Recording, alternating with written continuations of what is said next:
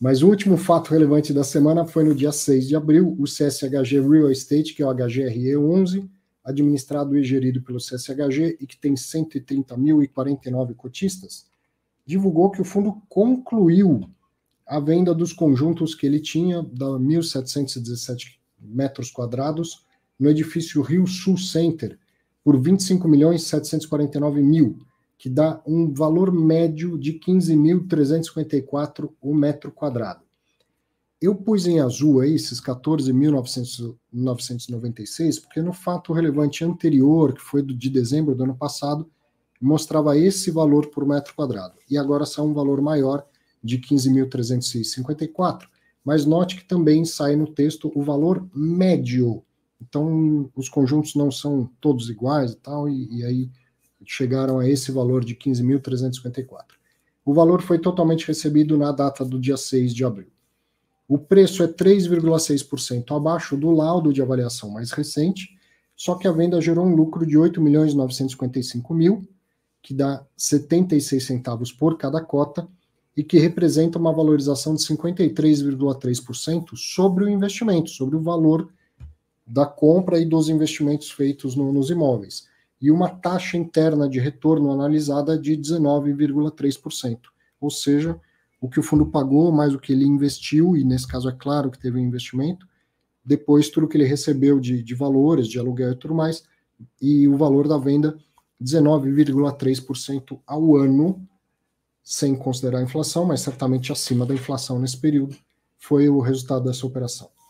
O fundo deixa de receber um aluguel médio de R$ 180.981, o que equivale a 0,02 por cada cota, mas segue recebendo uma compensação por investimentos feitos em um dos imóveis, que daqui a pouco eu te relembro do que se trata. E o cap rate para o comprador é de 8,43%. Então, essa é uma operação que a gente já conhecia de um outro fato relevante, e até o Bruno Margato deu entrevista e comentou de rabicho, sim, uma semana que saiu fato relevante do HGRU, do HGLG, alguma coisa assim, e o Augusto Martins, acho que estava de férias, e o Margato falou, comenta essa também e tal, e esse aluguel que sobra para o fundo é justamente porque um dos inquilinos é a Regus, e para a Regus entrar, o fundo foi lá e fez um aporte no imóvel, pagou uma reforma, só que essa reforma ela tem que ser devolvida ao fundo. Então, na venda, isso ficou de fora. Então, o comprador ele recebe os aluguéis, o fato relevante fala de aluguel A, B e C. Ele recebe os outros aluguéis, mas não recebe esse. Poderia até receber, bastava pagar mais pelo imóvel e tal, mas por algum motivo preferiram na negociação deixar isso de fora. Então, o fundo já vendeu o imóvel, já passou a escritura, já recebeu todo o valor da venda, mas ainda fica com esse rabicho aí desse aluguel, restituição, vamos dizer assim, da Regus até o final. Então, continua tendo uma rendinha. E o cap rate para o comprador foi estimado em 8,43%. No outro fato relevante, ou no relatório gerencial em seguida do outro fato relevante, tinha um cap diferente desse também.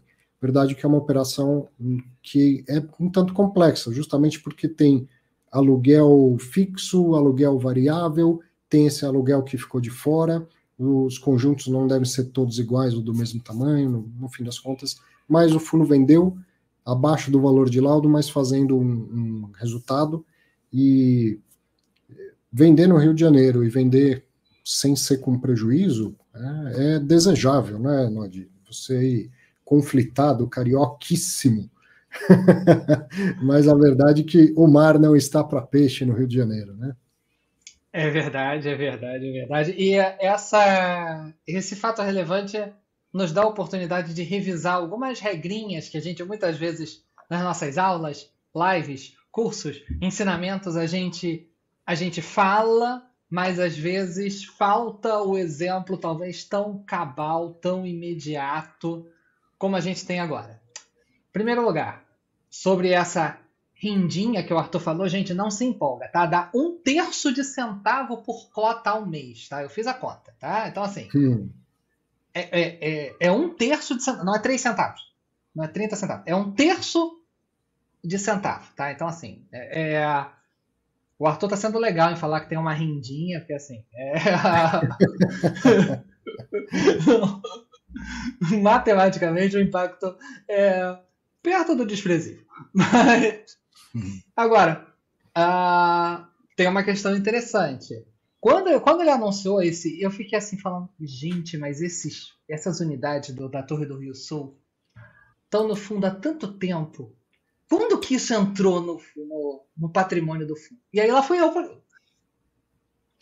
eu catar, né? Que aí eu não morro da curiosidade. Achei, 2010. O fundo adquiriu na verdade, ele adquiriu 15 unidades. Ele adquiriu 15.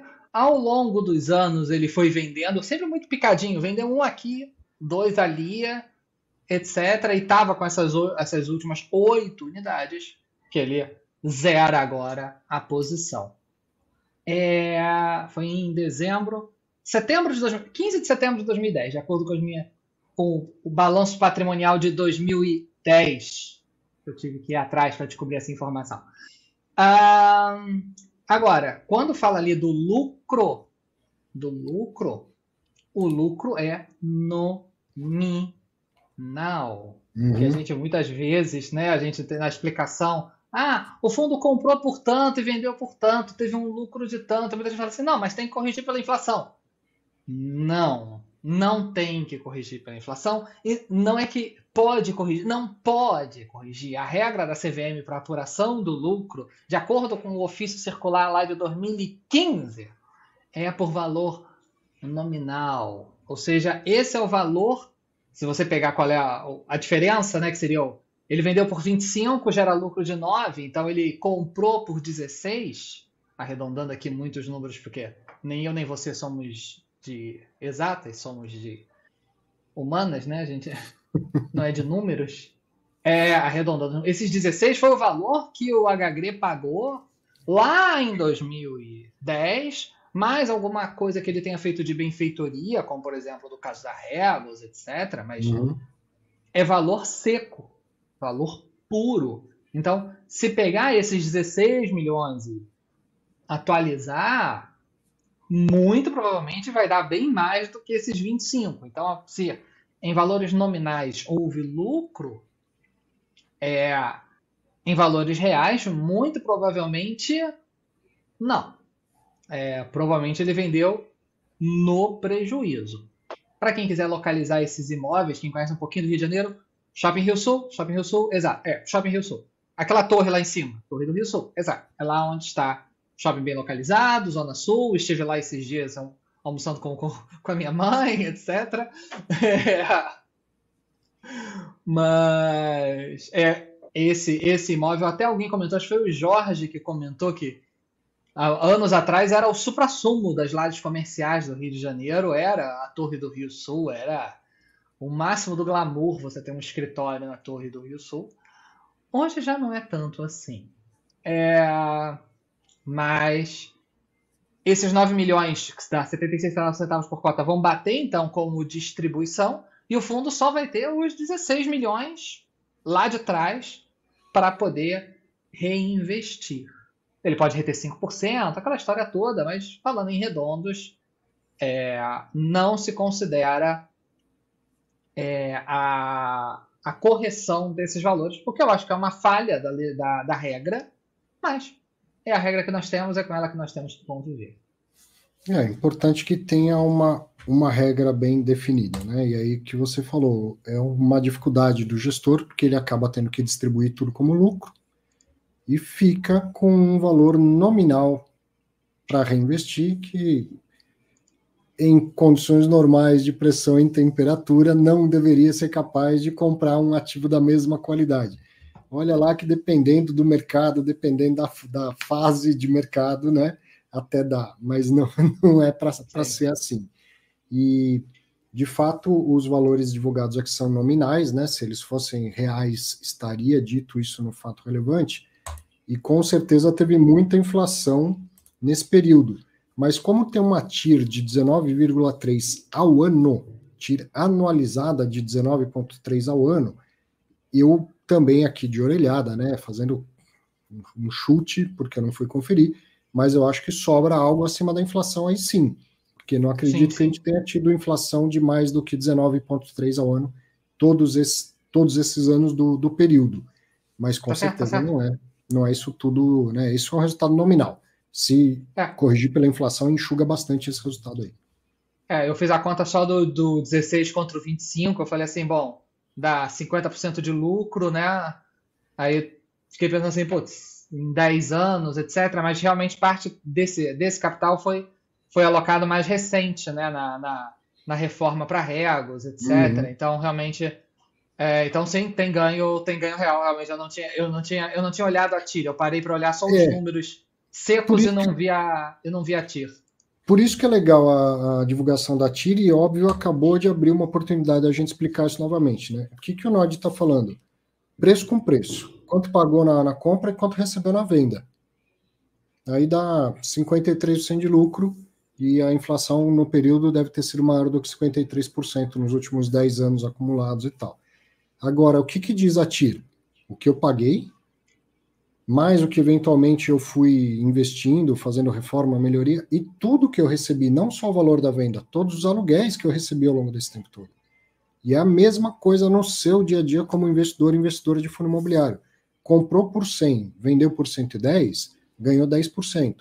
Opa, mas e todos os rendimentos que você recebeu no período? Né? Então você ficou lá 5 anos com o fundo. Todo mês, durante 60 meses, entrou um rendimento. Quando você for usar esse valor para compor o resultado total, vai dar muito mais do que 10%. Né? Então, o ganho de capital, se considerar o valor de entrada com o valor de saída, eu fazendo Tai Chi Chuan, como dizem aqui, é uma coisa, mas e todos os fluxos no meio do caminho? A TIR considera isso, todos os fluxos, tudo que entrou, tudo que saiu e no momento que saiu.